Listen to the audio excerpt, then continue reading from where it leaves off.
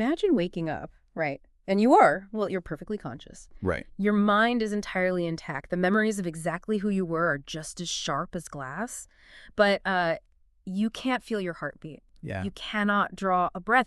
The sensation of air on your skin it's just gone. Completely gone. And then you look down at your own hands, and they are made of this cold, unyielding metal. Now imagine realizing that the man who did this to you, like your supreme ruler, your king, just turned his back and abandoned you to the void for 60 million years. It is the genesis of an unimaginable betrayal. Yeah. You are trapped in an immortal, completely soulless cage, and the actual architect of your eternal suffering has simply walked away, leaving you to the dark. Leaving you to rot. Well, not rot, but rust, maybe. Welcome to today's deep dive, everyone. We are incredibly excited to have you here with us as we plunge into, honestly, one of the most mechanically terrifying and philosophically rich factions in this entire universe. We're talking about the Zarakan dynasty, and our mission today is to really unpack a history that is just drenched in tragedy. Mm-hmm. A technological might so overwhelmingly supreme, and a grand strategic plan so chillingly pragmatic that it kind of forces us to rethink what a galactic empire even is. It really does. We are talking about a royal bloodline that slept for 60 million years, only to wake up and attempt to violently reclaim the stars. And as we navigate this, it is crucial to understand that we are not just assembling a chronological timeline of some science fiction conflict. Right. We are examining an absolute masterclass in grand strategy. We're looking at the heavy, just crushing weight of existential regret. The ultimate regret. Exactly. And most importantly, we are dissecting the exact ruthless lengths to which a supreme ruler will go to undo a catastrophic mistake, a mistake that basically doomed their entire species. Yeah, to really grasp the gravity of what we're dealing with here, we have to start by establishing the foundation. Like, who exactly is the Zarakan dynasty? Good starting point. Because from everything we've pulled from the sources, they aren't just a powerful military arm, right? They are the undisputed royal bloodline of the entire Necron race. Yes, that is the core context you really need to hold on to today. The source material specifically identifies the Zarakan as the noble, technologically superior descendants of the last ruler of the Triarch. The Triarch. Right, so the Triarch was the ancient ruling council of their species, back when they were biological beings, back when they were known as the Necron tier. Okay. And the Zarakan dynasty provided the final, absolute sovereign of that council. So in the hierarchy of this universe, they carry an unparalleled, totally innate sense of ancient right to galactic rule. It's basically their birthright, or, well, their forged right at this point. Exactly. It's not an ambition for them to conquer the galaxy. It is a memory. They believe it is already theirs by right, and everyone else is literally merely trespassing. Wow. So it is fundamentally woven into whatever serves as their metallic DNA today. What really jumps out from the sources is this defining, almost paradoxical pairing of characteristics. They possess this absolutely unshakable faith in their own supremacy and destiny, and they combine that with an unmatched, supreme technological mastery. It's a very rare pairing. It's a terrifying combination. You have zealous, uncompromising belief backed up by the most devastating weaponry in existence. What is genuinely fascinating here, though, is how those two elements, faith and extreme scientific rationality, they usually contradict one another, right? In standard historical models of civilizations anyway. Yeah, you usually get one or the other. Right. We typically see societies lean heavily into dogmatic faith at the expense of scientific progress, or they become hyper-rational and systematically dismantle their ancient religious or hierarchical structures. Makes sense. But the Zarakan dynasty maintains both at the absolute apex of their extremes. Their technology is so advanced it practically functions as their religion, and their faith in their king is enforced by that very technology. But to understand what they are trying to achieve right now, out there in the galaxy actively waging war, we have to look backward. We do. We have to look at the ultimate, Faustian bargain that defined their past and completely doomed their species. Because you don't put yourself into a medically induced coma for 60 million years if things are going great. Right, exactly.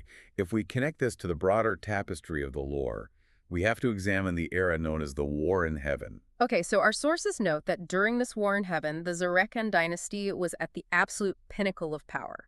They weren't just influential, they were the preeminent dynasty. The top of the food chain. Exactly.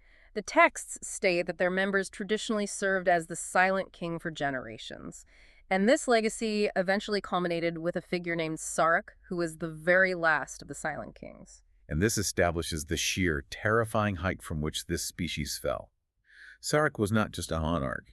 He was the apex sovereign of a species that was fighting a war on a scale that literally shattered planets. Just tearing the fabric of reality apart. Yeah, they were fighting ancient godlike beings, and crucially, they were losing. The Necrontyr were a short-lived, radiation-plagued biological race fighting immortal masters of the physical universe. Sounds like a pretty mismatched fight. It really was. The pressure on Sarek to find a solution like any solution must have been psychologically crushing. And it is under that immense existential pressure that the defining tragedy of his dynasty occurs. Right, the tragic decision. The text is very clear on this sequence of events. Sarek made a decision to ally with entities known as the C'tan. Star gods, essentially. Yeah, and the specific wording in the source material is really chilling. It says, this decision condemned his people to biotransference. Condemned. Such a strong word. Let's drill down into what that actually means, though. They sold out their biological existence for military victory. They gained these immortal, living metal bodies that were required to win the war, but the process snipped away their souls. They lost their actual biological essence. They became living metal husks. I mean, is this not the ultimate example of winning the battle, but entirely losing the war of survival? It is the purest definition of a Pyrrhic victory, elevated to a cosmic scale. Yeah. You have to put yourself in the mindset of a leader in that exact desperate moment. You make a deal with these godlike entities, the C'tan, because your species is literally facing total extinction. Back against the wall. Exactly. And the deal technically works. You get immortal, metallic bodies that do not feel pain or disease. You get the unfathomable power required to crush your ancient enemies. You win the war in heaven. You do. Yeah. But the price of that transaction was the souls, the empathy, and the biological future of your entire race. They basically became passengers in their own immortal corpses. Okay, but I have to push back here because the sequence of events right after this victory is just wild to me. How so? Well, the sources tell us that once the war was finally won, Sarek didn't celebrate. He didn't build a monument. Instead, he immediately turned around and shattered the C'tan, the very entities he just allied with. He did. Now, wait. If Sarek had the sheer firepower and capability to shatter cosmic gods into 1,000,000 shards, why on earth did he need to make a deal with them in the first place? Right. If you have a gun that big, you just shoot your enemies. You don't sell your species' souls to the gunmaker. That is an excellent question, and it strikes at the exact paradox that makes this the ultimate tragedy. Sarek did not have that power before the deal. Oh, I see. Right. The power to shatter the C'tan was a direct result of the biotransference itself. Oh. By becoming living metal, by gaining millions of immortal, tireless, mechanically synchronized legions. He leveled up. Exactly. Yeah. And by acquiring the cosmic understanding the C'tan provided during the war, the Necrons achieved a level of technological mastery they never ever possessed as fragile biological beings. Wow. Furthermore, they waited until the C'tan were completely exhausted from the cosmic war against their mutual enemies. So Sarek basically used the very power the C'tan gave him to betray them. The ultimate double cross. It really is. It shows immense, almost incomprehensible power. But more importantly, it reveals a profound, immediate realization of his own catastrophic failure. Yeah, the buyer's remorse must have been intense. The C'tan were the architects of their damnation. Sadorek realized that he hadn't saved his people. He had murdered them in a way that left them walking around. Oh, that's dark. Shattering the C'tan was an act of supreme, calculated vengeance, but fundamentally it was an act of profound self-hatred. But the damage is done. The C'tan are in pieces, the enemies are defeated, but his people are still metal husks. So what does he do? Right. This is where the narrative pivots into something truly alien. Sarek leads his people into the Great Sleep. He takes legions of his own Sarkhan dynasty, puts them in stasis, and then he goes into self-imposed exile. And he doesn't just retreat to some fortress world, you know? Yeah. He leaves the galaxy entirely. He takes a ship into the absolute pitch-black void between galaxies. The intergalactic void. We are talking about total sensory deprivation on a macro scale. Yeah. The text specifically frames this as an act of penance. Think about the extreme pragmatism and the horrifying patience required to execute a plan like this. It's hard to even wrap my head around. You realize you have destroyed the fundamental essence of your people, so you mandate a 60 million year timeout to let the galaxy reset, basically hoping that when you return, a solution might present itself. 60 million years. I mean, it is hard for the human brain to even process that number. It really is. We are talking about a span of time where entirely new species evolve from single cells, build civilizations, and go extinct over and over again. It's one thing to say, hey, I made a mistake. I need a weekend away to clear my head. It is an entirely different level of psychological endurance to say, I have doomed us all. Everybody get into a tomb for geologic eras while I drift in the pitch-black abyss of intergalactic space to think about what I've done. Yeah. What does a mind even do for 60 million years alone? It really highlights a completely alien perception of time and consciousness. To a biological creature, 60 million years is unfathomable. Right. To the Necrons, and specifically to the hyper-advanced consciousness of the Silent King, it is simply a strategic pause. It's a waiting period. It is the cold calculus of a machine waiting for the right variables to align. Just hitting the pause button on a cosmic scale. Exactly. Yeah. However, as the source material painfully points out, while the Silent King was drifting in the void, the galaxy did not stand still. And this brings us to the next massive phase of this deep dive, which is the long slumber. Because you can't just leave an entire sprawling galactic empire asleep and completely undefended for tens of millions of years and expect everything to be fine when the alarm clock goes off. Indeed. You really can't. The political, physical, and structural fallout of Sarek's exile was catastrophic. I bet. The text explicitly states that their tomb worlds, these are the subterranean complexes where trillions of Necrons were sleeping in stasis, were left incredibly vulnerable. Yeah, we get a laundry list of horrors these sleeping worlds faced in the sources. They suffered from the depredations of the Eldari, their ancient cosmic rivals, who were essentially picking over the bones of their empire, looting their defenseless sleeping cities. Grave robbing on a planetary scale. Exactly, and they were ravaged by warp storms, massive reality-bending cosmic weather events that simply erased entire star systems. Poof. Gone. And perhaps most intensely, they faced vengeful, calculated attacks from rival Necron dynasties who woke up early due to system failures and realized their king had completely abandoned them. Which is an entirely rational, albeit furious, response from those rival dynasties. Oh, for sure. Imagine the psychological horror of that awakening. You wake up, your mind is groggy, you find yourself trapped in a cold, metallic body. You slowly remember the horrific deal your supreme leader made that did this to you. And then you check the command network. And you discover that same leader has vanished into the extragalactic void. The sense of betrayal would be absolute. Complete abandonment. Sarek left his people totally defenseless against shifting tectonic plates, alien scavengers, and the furious despair of their own peers. It really paints a grim picture of a decaying, static empire. These glorious, technologically supreme tomb worlds just slowly being chipped away at, looted tectonic shifts, crushing stasis chambers, while the king is off on his intergalactic guilt trip. A very expensive guilt trip. Yeah. But then, out in the absolute blackness of the void, something shifts. Sarek bumps into something that changes the entire trajectory of his exile. A new, terrifying variable enters the equation. A threat that supersedes even his own penance. The Tyranids. The text reveals that Sarek encountered the Tyranids out in the intergalactic void. Right. Now, you listening likely know the lore surrounding the Tyranids. They are the Great Devourer, the extragalactic swarm of biological horrors that exists entirely to strip planets of all biomass. Basically space locusts. Exactly. But I want to zero in on the specific strategic implication of this encounter for Sarek. Yes, this encounter is the absolute turning point for the Zarekan dynasty.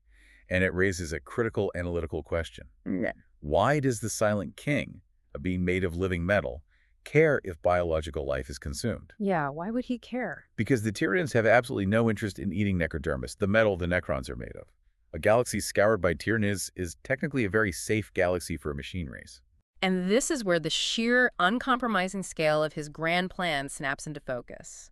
Sarek's ultimate dream, his entire motivation for his 60-million-year penance, is to eventually reverse biotransference. That's the goal. He wants to give his people their souls and their biological bodies back.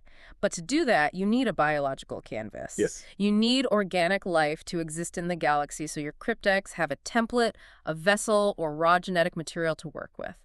If the Tyranids sweep through the Milky Way and eat absolutely all the organic life, every human, every alien, every microbe, the cure for his people is permanently deleted from existence. It breaks down the cold, unyielding logic of the Silent King perfectly. Yeah. Surik didn't return from the void out of a sudden, heartwarming realization that he missed his suffering people. He didn't come back to apologize. Definitely not. He returned because his overarching, multi-eon grand plan was actively being threatened by an external variable. Space bugs. Essentially, yes. It is the ultimate pragmatic awakening. He looks at the Tyranid swarm and instantly calculates a horrifying mathematical truth. If I don't go back to the galaxy right now and exterminate them, my 60 million years of penance are mathematically meaningless, and my race is doomed to be trapped in these metal cages for eternity. And this realization forces Surik to turn his ship around and head back to the galaxy. But this immediately introduces a massive, seemingly insurmountable political problem. Oh, a huge problem. How do you reclaim a throne from a people who blame you for their robotic damnation?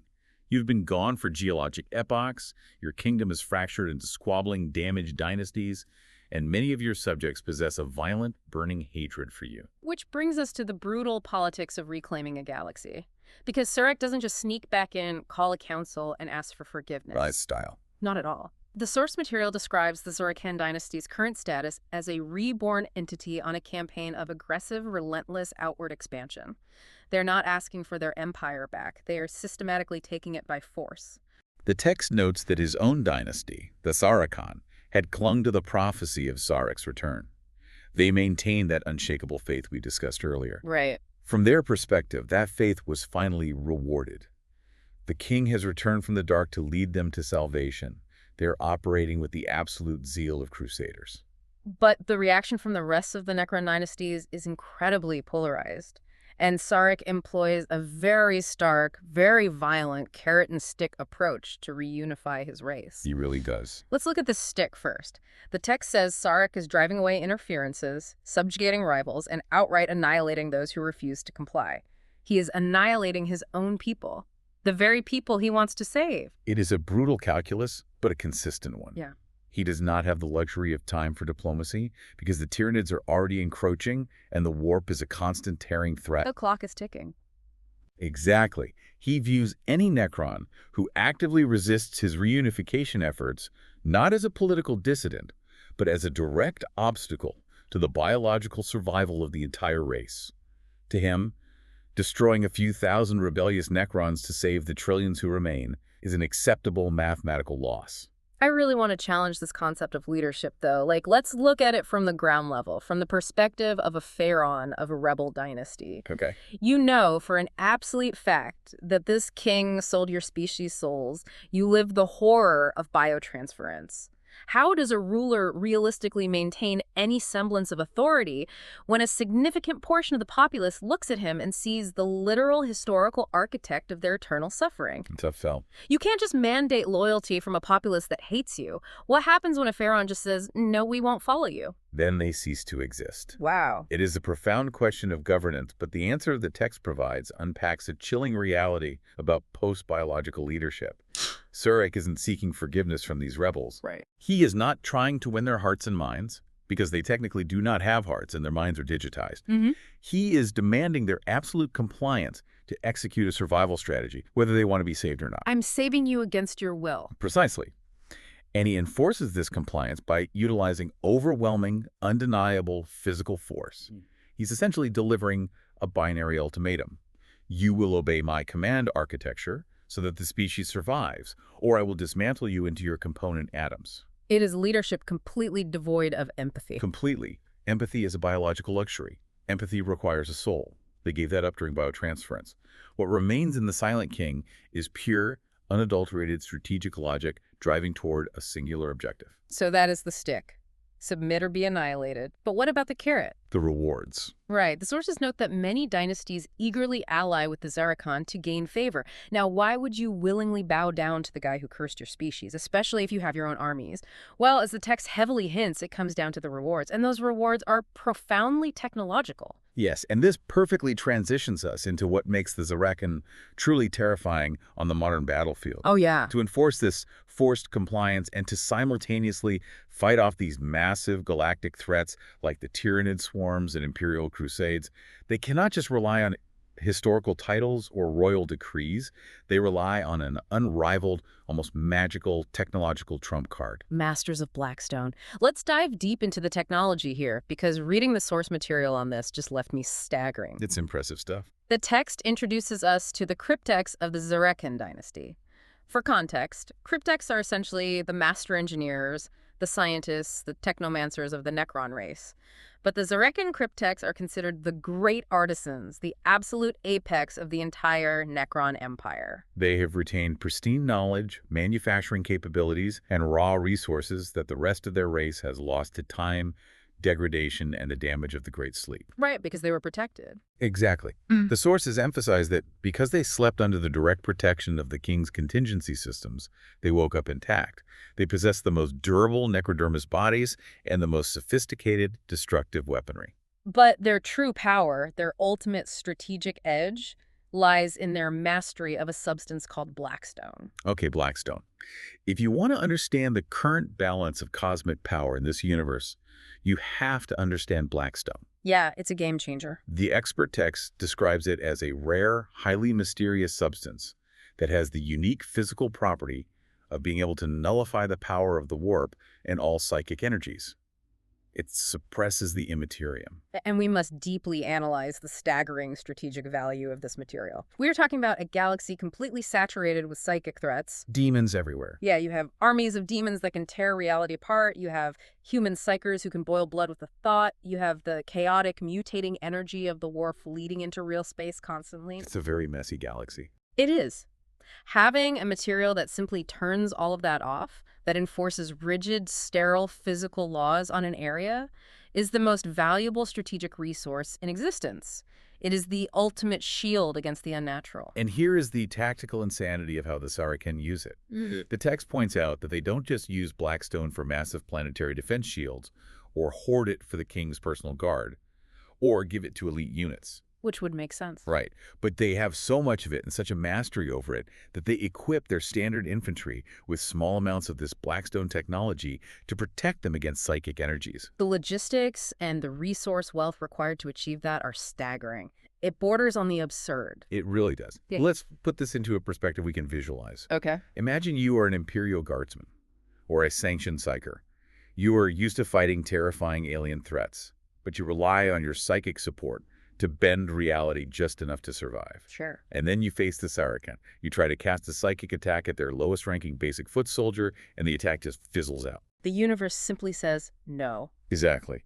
The economic and resource absurdity of outfitting grunts with this tier of tech is wild. Yeah. It's the equivalent of a modern military outfitting every single day one infantry recruit with a personalized, billion-dollar, state-of-the-art stealth and force field generator. It's just unfair. It demonstrates a level of technological supremacy that completely shatters the scale of galactic warfare. It serves as a stark signal to every other faction and, critically, to every other Necron dynasty that the Zereken are operating on a completely different plane of military existence. A different league entirely. If their basic disposable foot soldier is inherently immune to your most devastating, reality-bending psychic attacks, how do you even begin to formulate a strategy against their elite units or their capital ships? And this ties perfectly back to that carrot we were talking about earlier. The reason rival dynasties are willingly bowing to Zarek, the technological blessing.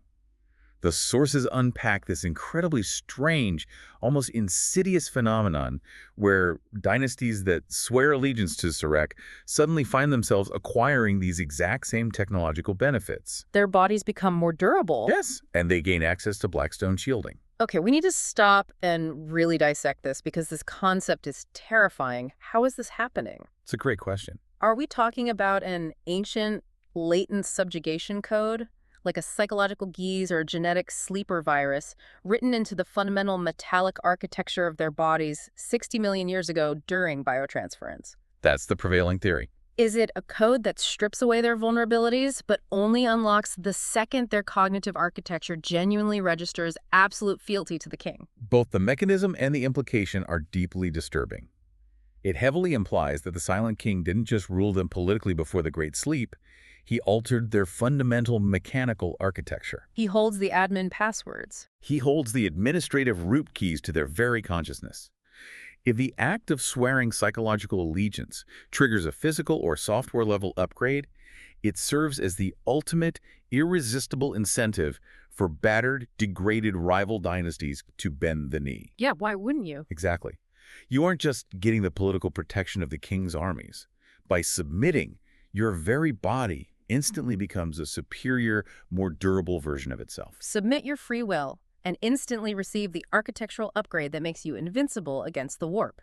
It's a hell of an offer to turn down when the galaxy is actively trying to eat you or tear your soul apart. It's an offer you can't refuse. But this mastery of Blackstone, this incredible technological edge, isn't just for shielding their infantry or bribing rivals. It is the absolute foundational building block of Sarek's most audacious and massive offensive campaign to date. Yes. Which leads us to the climax of our source material, the Pariah Nexus. The creation of the Pariah Nexus is where we see the Silent King's grand strategy fully realized on a cosmic scale. It's huge. Sarek is not interested in merely fighting defensive battles against Chaos or the Tyranids.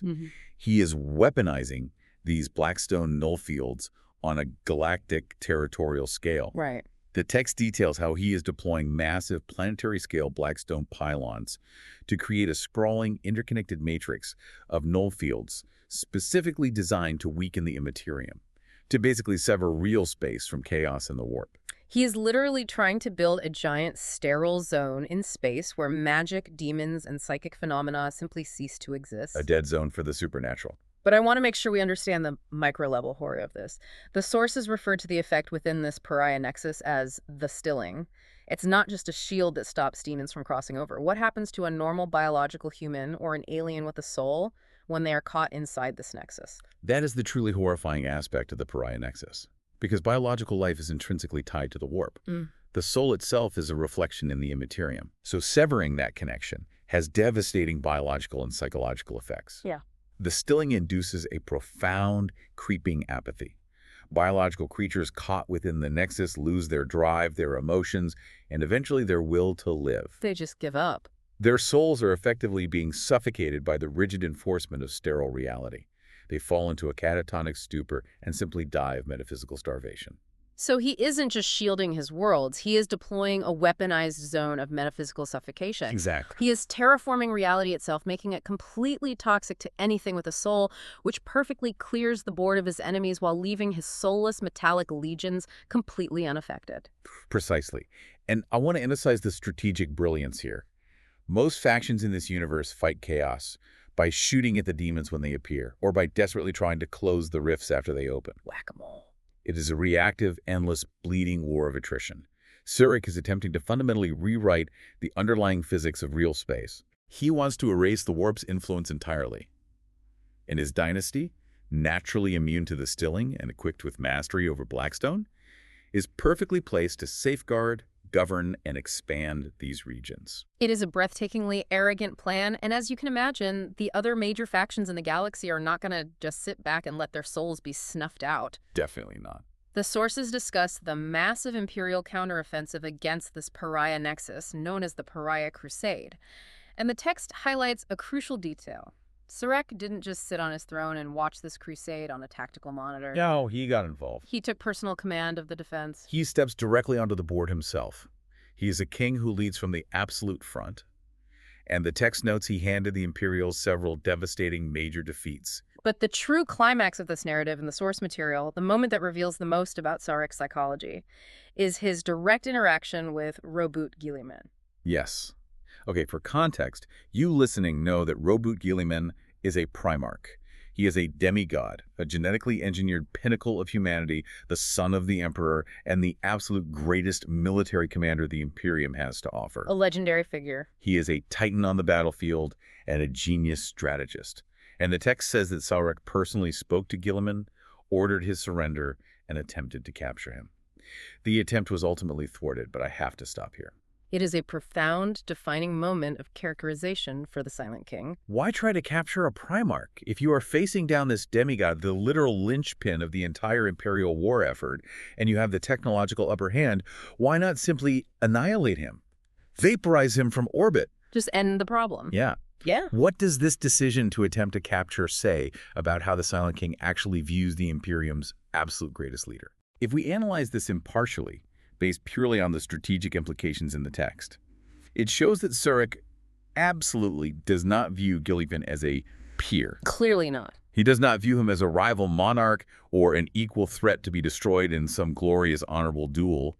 He views him as a resource, a highly complex, fascinating biological piece on the board to be captured, studied, and perhaps ultimately utilized in his grand plan to reverse biotransference. It's like finding a really dangerous, remarkably intelligent insect in your garden. You don't challenge the bug to a sword fight, you put it in a jar so you can study how it works. That is exactly it. It underscores Surik's supreme and perhaps blindingly arrogant confidence in his own ancient supremacy.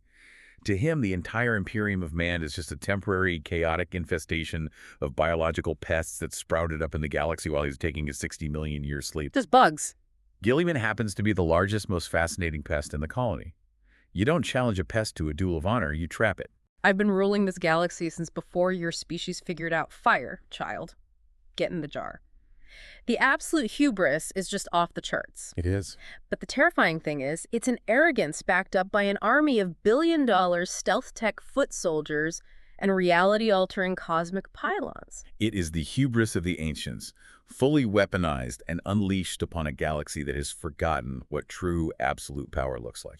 So let's synthesize this incredible sprawling journey we've been on today.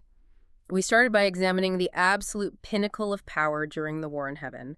We saw the catastrophic fall, the Faustian Margin that robbed an entire species of their biological essence and their souls, leaving them as immortal, living metal husks. A tragic fall. And we explored the crushing weight of a 60-million-year, guilt-ridden exile in the absolute blackness of intergalactic space, all while their empire slowly decayed. And we witnessed the pragmatic, violent, uncompromising return, a dynasty reborn, wielding the reality-altering power of Blackstone like a surgeon's scalpel. They are launching a crusade to systematically save their species from the biomass-stripping Tyranids and the reality-tearing warp, completely willing to subjugate and annihilate their own people in the process to enforce survival. It is the ultimate example of cold, mechanical logic applied on a galactic scale. Sazerac sacrificed absolutely everything, the very souls of his people, for victory eons ago, and now he is perfectly willing to sacrifice anything or anyone that gets in his way to win those souls back. Their story is a stark testament to the terrifying power of endless patience,